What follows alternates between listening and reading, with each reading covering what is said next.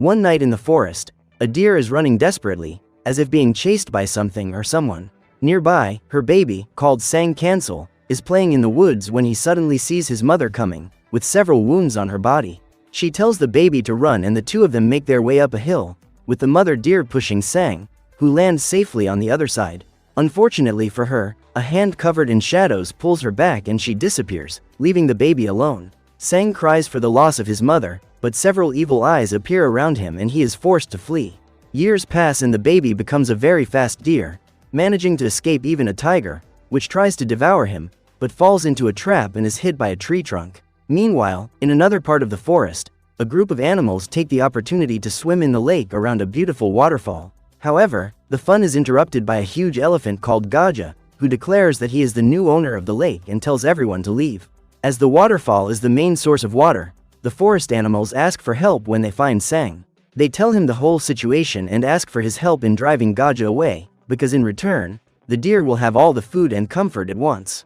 Sang accepts the mission, and together with the gang, he goes to talk to Gaja and orders the elephant to leave the lake in peace.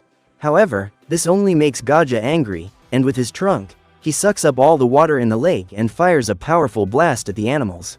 Using a leaf as a shield, Sang manages to block the attack, but the rest of the group become afraid of the elephant and leave him alone. Nevertheless, the little deer challenges Gaja to a showdown, and if he wins, the elephant must leave the lake. However, if Sang is defeated, the whole jungle will belong to Gaja and the animals will have to obey his every command. Before accepting the challenge, Sang is summoned by the herd, who warn the deer not to do this, as no animal in the forest has managed to defeat the elephant. Nevertheless, Sang tries to come up with a plan when he sees a group of ants walking towards the anthill. The little deer then goes there and asks for the help of Semet, the queen of the ants, who agrees to do this in order to give the lake back to the animals. She then confronts Gaja, who at first laughs at the ant, but then accepts the challenge and makes a huge leap towards the clouds. Then the elephant begins to fall rapidly, as if it were a torpedo launched at full speed. Still, the ant queen is undeterred, and with the help of one of her soldiers, she launches herself in the opposite direction. The two opponents are about to collide, but Semet disappears into thin air and the elephant crashes into the forest, causing a huge explosion. Afterwards, Gaja believes that the ant didn't even touch him and celebrates his victory. However, this was all part of Sang's plan, because before they collided, the queen entered the elephant's trunk and began to sting inside it. The elephant becomes desperate and tries to get rid of the ant, but ends up crashing into the rocks and falls to the ground, with no strength left to fight. With this victory, the animals can return to the lake and everyone sings and dances, thanks to Sang's ingenious plan. After the celebration, the young deer goes for another walk in the forest, when he is hit on the head by his master, the squirrel Tupai. He warns his apprentice not to get too cocky, as there will always be a new threat lurking in the forest. Sang thanks him for the advice, but tells him that thanks to his training, he has managed to solve all the problems in the forest. However, he still hasn't discovered the mystery of what happened to his mother and only remembers the shadows that took her away that tragic night. The little deer wants to know the whole truth, but his mother has disappeared into the mountains beyond the forest. The deer doesn't know how to get there, but a crow called Gagak appears on the scene, claiming to know the way there.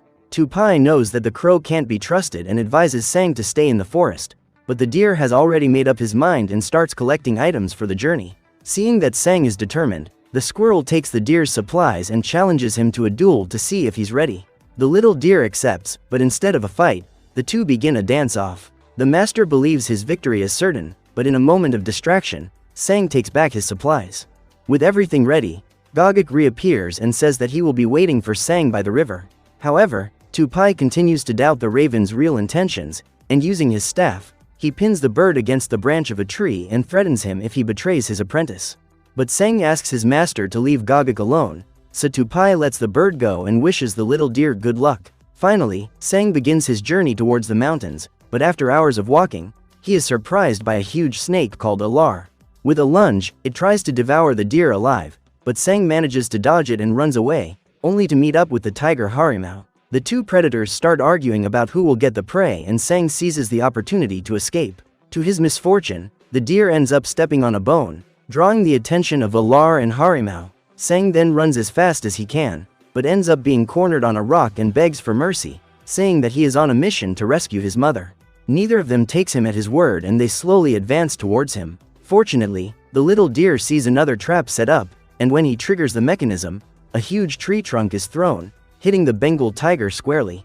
Without her competitor, Alar sets off to devour the deer alone, but Sang sees a bamboo forest and jumps between its trunks. The snake doesn't give up and makes several attacks on the deer, but just as it was about to reach it, Alar realizes that it has become trapped between the bamboos. Once again, the deer has used its wits to escape danger and continues on its journey, until it meets Gagik again. He warns him that they are close to the mountains, but they have to cross the lake ahead, protected by the alligators and their leader, the crocodile Raja. Despite the danger, Sang reveals himself to the gang, and when he sees the deer, the crocodile doesn't think twice and lunges at him.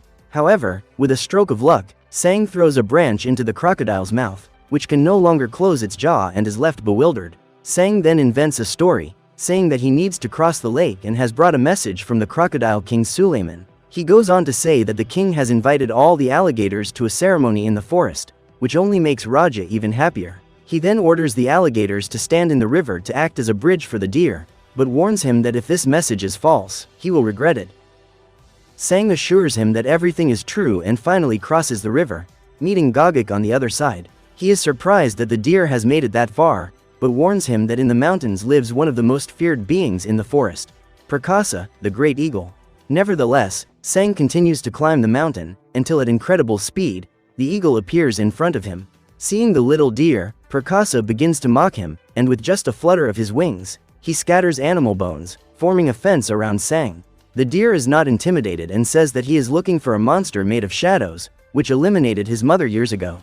On hearing this, Prakasa immediately recognizes who he is talking about and tells him that the person responsible for eliminating his mother is very close by. Just then, a predator shrouded in darkness appears and reveals itself to be Kumbang, a huge panther that eliminated Sang's mother in the past. Even in fear, the deer is seized by an uncontrollable rage and sets out to attack Kumbang. However, one of his henchmen arrests Sang, who soon becomes the butt of jokes among everyone, including Prakasa and his friend Gagik. However, to the crow's misfortune, the same panther attacks him by surprise and smashes him against the wall, eliminating the animal. Faced with this unexpected scene, Prakasa is overcome with fury and lunges at Kumbang, clamping down on his neck with his sharp claws. He asks why his friend has been eliminated and warns the panther to remember their agreement to rule the whole forest. However, the panther has other plans, and with its paw, it breaks the huge eagle's fingers and throws it at the other panthers, who begin to devour it. However, the eagle doesn't give up and advances against them, starting a terrible battle. Having a common enemy, Sang decides to help Prakasa and hits the panthers with his kicks. Kumbang also joins the battle and attacks Prakasa, with the two of them vying to decide who will rule the forest. At the same time, Sang is surrendered by one of the panthers and is about to be finished off, when Tupai appears by surprise and saves his pupil by striking the animal with his staff. The squirrel master then uses his staff to provoke a sandstorm and flees with Sang. Minutes later, they both hide in a safe place and Tupai bandages the deer's wounds. Shortly afterwards, an orangutan appears on the scene, seriously injured, and tells him that he has been victimized by Kumbang. Seeing the little deer, he remembers Sang's mother and tells him that she was a great leader for the forest animals. At that time, everyone lived in harmony, until one day he saw Kumbang trapped between several rocks. Desperate, he asked for help, and at first the deer refused because she knew he would attack the other animals in the forest. However, when the island's volcano erupted, the deer took pity on him and helped him escape.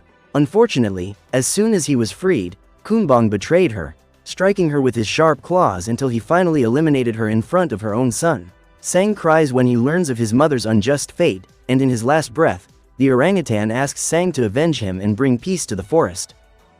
The next morning, the little deer and his master hold a flower funeral for the orangutan and Sang is more willing than ever to face Kumbang. Tupai, however, knows that the panthers are very powerful and will not be defeated by brute force alone. Sang then decides to gather all the animals in the forest to fight together, but before he can do anything, Kumbang and his panthers appear and find the rabbit's nest. Sang and Tupai rush to help them, while the rabbits do what they can to face the huge predators. They arm themselves with spears and even a gun that shoots seeds, but the panthers manage to dodge their attacks and fight back with scratches and bites. Little by little, the whole group is destroyed and some try to escape through tunnels in the ground, but they are also captured. Finally, Kumbang uses his fingernails to create a spark and throws it towards the tree, causing a fire that engulfs the entire forest. Minutes later, Sang arrives on the scene, but it's too late and most of the rabbits are lying lifeless on the ground. Despite this terrible scenario, the little deer finds his friend, the rabbit Arnab, who narrowly managed to escape the destruction. After recounting what had happened, Arnab asks for Sang's help in confronting the panthers. Shortly afterwards, Tupai appears and says that he saw Kumbang and his gang go to the river to take over the alligators' territory. The little deer then hurries to get there, as he can ask for Raja's help to face a common enemy. However, when they get there, Sang and his friends see the alligators being humiliatingly defeated by Kumbang and his panthers, who attack and devour their prey. Raja challenges the leader of the panthers to a fight in the lake, and the winner will be the new owner of the territory. Confident in his ability, Kumbang accepts, but as he enters the water, the crocodile jumps on his back and bites his neck, taking him to the bottom of the lake. Raja is about to defeat his opponent underwater, but Kumbang uses his claws again and gouges out the crocodile's eyes. Thanks to this, the panther manages to break free, but the crocodile strikes back with a blow from its tail, knocking Kumbang back to the surface. Raja then tries to take another bite out of the panther, but it stops his attack with its paws and throws him to the ground. Not satisfied, Kumbang jumps on top of the crocodile, and with his sharp nails, scratches Raja's back, who screams in pain. Furious, he tries to land another blow, but the panther bites him on the neck and starts scratching his belly. In a last-ditch effort, Raja uses his spinning blow and tries to take the fight back to the bottom of the lake, but shortly afterwards, the panther lifts him back to the surface and throws him against a rock. Raja tries to defend himself, but Kumbang makes a deep cut in his chest, and as he loses so much blood, the crocodile becomes weaker and weaker. This provokes the fury of the alligators, who try to attack Kumbang, but are easily defeated by his gang. This seems to be the end of the alligators, but they realize that Raja is still alive, and carrying their leader, they leave. Seeing Kumbang's frightening strength, Arnab despairs, but Sang doesn't intend to give up and orders him and Tupai to summon all the animals to a meeting. The pair obey, and Sang decides to go to the surviving alligators to ask for their help. When he finds them, he tries to cross the lake and talk to the leader, but one of the alligators gets scared and attacks him. But suddenly a figure appears at high speed and captures the little deer, which disappears into the sky. Meanwhile, the animals gather and wait for Sang, but there is no sign of him anywhere. The animals begin to wonder if he is really going to help them, until Sang appears from the sky alongside Prakasa. The whole gang is frightened at the sight of the great eagle, but Sang explains that he has come to face Kumbang and the panther gang, alongside the forest animals. Although the chances are slim, the deer says that this is the animal's home, so they must defend it at all costs. These words resound throughout the forest, and the animals begin to see a leader in Sang, just as his mother was in the past. So they all agree to fight for the forest, and the deer begin to put together a plan of attack. Far away, Kumbang gets together with his panthers and tells them that tonight, they will all enjoy a feast, devouring all the animals in the area. As soon as the moon rises in the sky, the pack sets off to find their prey, only to find the forest apparently empty. After walking a little further, they find Arnab, around a campfire and holding a skewer for roasting carrots.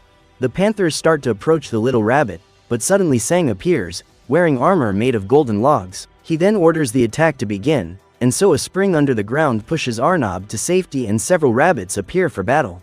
Although small, they join forces to throw fruit and stones at the panthers, who run to dodge the projectiles. However, on the other side, the monkeys do the same, and with Allore's help, they use the snake's elastic body to throw stones at their enemies.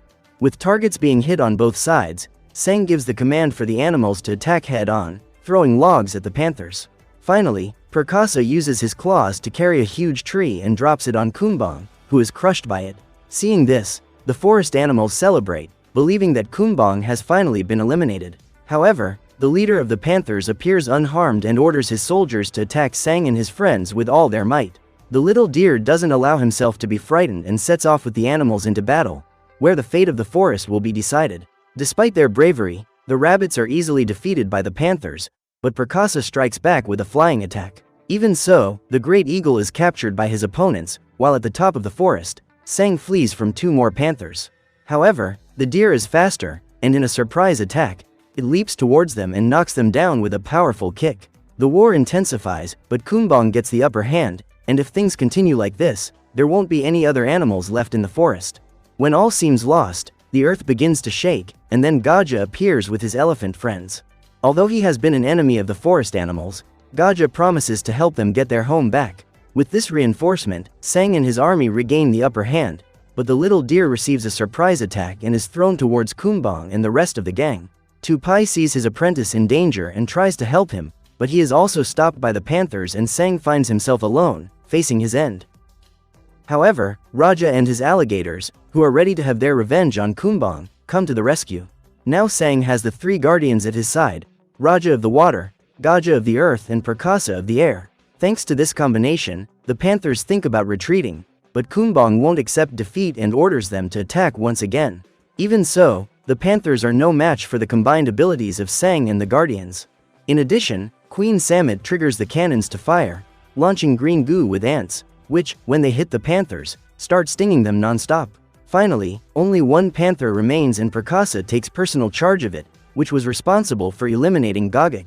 In the same terrible way that his friend was eliminated, the great eagle presses the panther against the wall and crushes it, giving it no chance to defend itself. With his army decimated, Kumbang decides to take matters into his own hands and goes into battle alone. Thanks to his unusual strength and agility, the panther defeats the animals one by one, but Sang stops him with another kick. Kumbang soon recovers and tries to strike back with his claws, but Prakasa saves the little deer and takes it to the skies. Even so, the panther makes a huge leap and manages to reach the eagle, wounding Prakasa's leg with its sharp nails. Sang fights back and mustering all his strength in one blow, he hits Kumbang right in the eye with his paw. As soon as the panther is thrown to the ground, Gaja steps on its paws and throws it with his trunk, followed by Prakasa, who gives the panther several quick pecks. Finally, Raja grabs Kumbang with his sharp teeth and slams the panther to the ground, leaving him badly wounded.